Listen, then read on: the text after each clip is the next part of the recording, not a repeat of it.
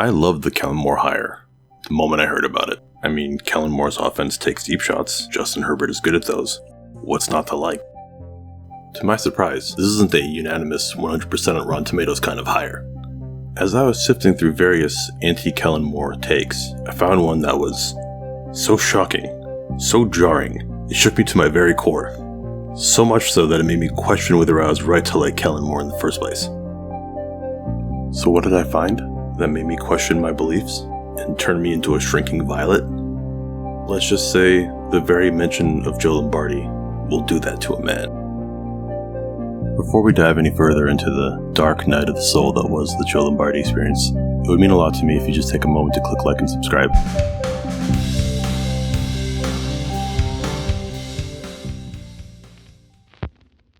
So let's take a second and rewind back to the good old days when Joe Lombardi was the offensive coordinator of the Chargers. I'm not going to go into too much detail about the Lombardi offense because I feel like so much ink has been spilled on it already, but I think it's important to cover a few details just so everything else here makes sense. Lombardi's offenses were very prolific, especially passing yard-wise. His offenses finished second and third the 2 years he was there in total passing yards. So the hatred towards Lombardi wasn't your classic, oh, he runs the ball too damn much kind of thing. But as one of the biggest Joe Lombardi haters out there, Stephen Ruiz of The Ringer points out, the problem with Lombardi's offense wasn't a lack of utilizing Herbert's arm. It was the fact that it was all timing and stop routes that puts too much onus on the quarterback to make the right read and right throw.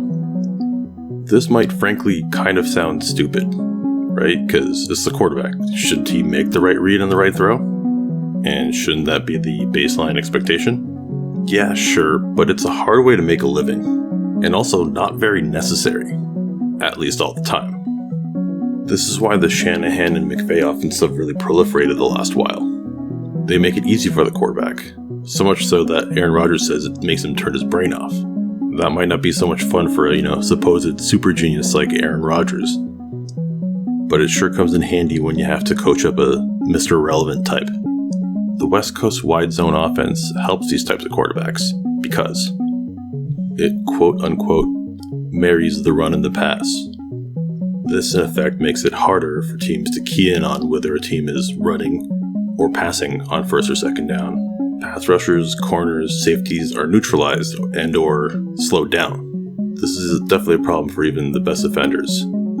For example, back before 2020 started, Joey Bosa told George Kittle during a joint practice how impressed he was by Shanahan and his ability to hide whether it was a run or a pass. This in turn makes play action even more effective. You can contrast that pretty easily with the Lombardi offense, or at least the one we saw last season. The Lombardi offense from 2021 was a bit of a mishmash of the two. That version of the offense finished 4th in DVOA. However, the part of the offense that brought the McVay style, the offensive line coach Frank Smith, left to go to Miami. Lombardi replaced Frank Smith with Brandon Nugent, who's from the New Orleans coaching tree. The result was an offense that telegraphed when it passed and when it ran. It was also an offense that might as well have been running when it passed because the passes were very short, as Justin Herbert's ADOT can attest. However, the aforementioned famed Joe Lombardi hater, Stephen Ruiz, had this to say about the Kellen Moore hire. I don't know if it's much of, I think it's an upgrade from Joe Lombardi, but some of the issues you have with that offense are some of the issues you had with Joe Lombardi's offense. A lot of stop routes, a lot of timing routes, a lot of putting a lot on the quarterback's plate. I see where Ruiz is coming from on this one, despite the fact that I never want to hear Joe Lombardi's name again. Both coordinators definitely rely on stop and timing routes, and both deploy West Coast principles. So the comparison isn't crazy, and it makes sense in a lot of ways, but it starts to break down under more scrutiny. Both playbooks have the West Coast principles in there of the horizontal passing with a lot of short passes to running backs instead of runs, but that's just really basic stuff that pretty much any playbook these days has. And Moore's playbook is more complicated than Lombardi's in more ways than one. By that I don't mean complicated in terms of difficulty, but in terms of the entanglements and relationships between coordinators and coaches. Kellen Moore was a Jason Garrett holdover and a disciple of the Eric Coryell offense, an offense developed by the late Don Coryell, Chargers coach and legend.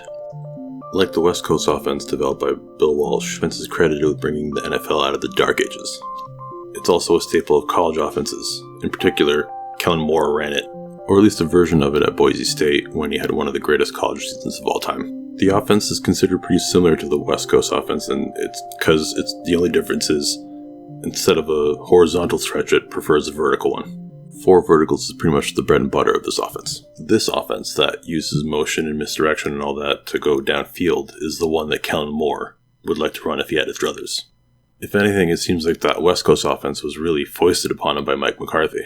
Obviously, Mike McCarthy's taken a lot of blame for what happened in Dallas, but who knows how fair that is. Maybe Kellen Moore does have something to do with that. But considering how much evidence we have of an offense going stale, like the one Mike McCarthy ran in Green Bay, I'm willing to give Kellen Moore a shot. Though this assumption that Kellen Moore just comes over from Dallas and is just done with the West Coast offense, it's wrong. Part of why Kellen Moore was hired was to ease the transition between Lombardi and himself.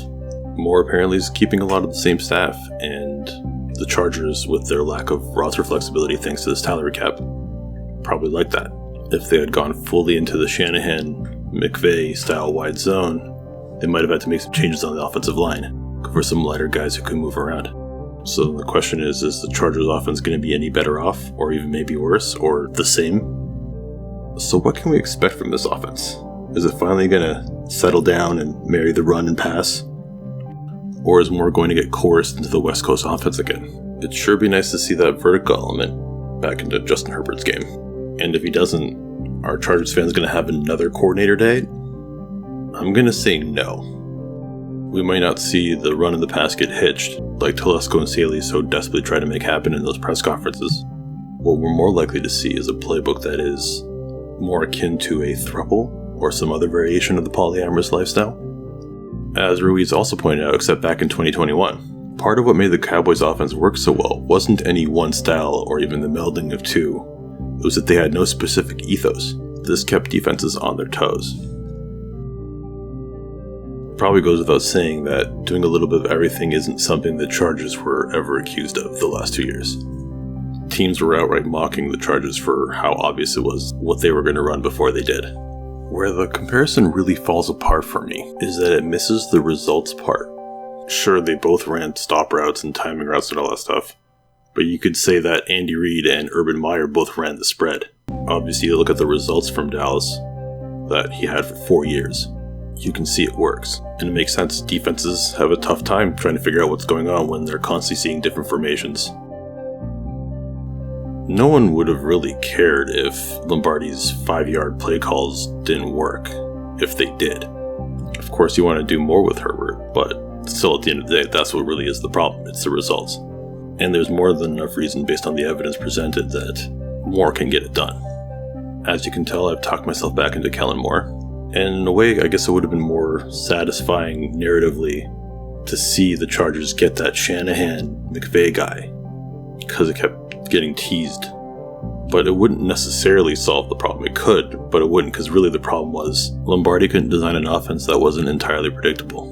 One where defensive linemen could disengage knowing that it wasn't going to go very far, and then bat balls up for easy interceptions. Alright, that's it for now. Thanks again for listening and watching, or however it is you consume this entertainment. Make sure to like and subscribe and do all that fun stuff that YouTubers make you do. And also, huge thanks to all the people who subscribed to me so far. It's been really amazing to see, and I'm definitely going to be producing more content, so we've got plenty more videos to come. But yeah, I probably should go. I need some time to figure out a catchphrase. Everyone's got one of those catchphrases at the end of the video, and I haven't quite figured one out yet, but I'm working on it.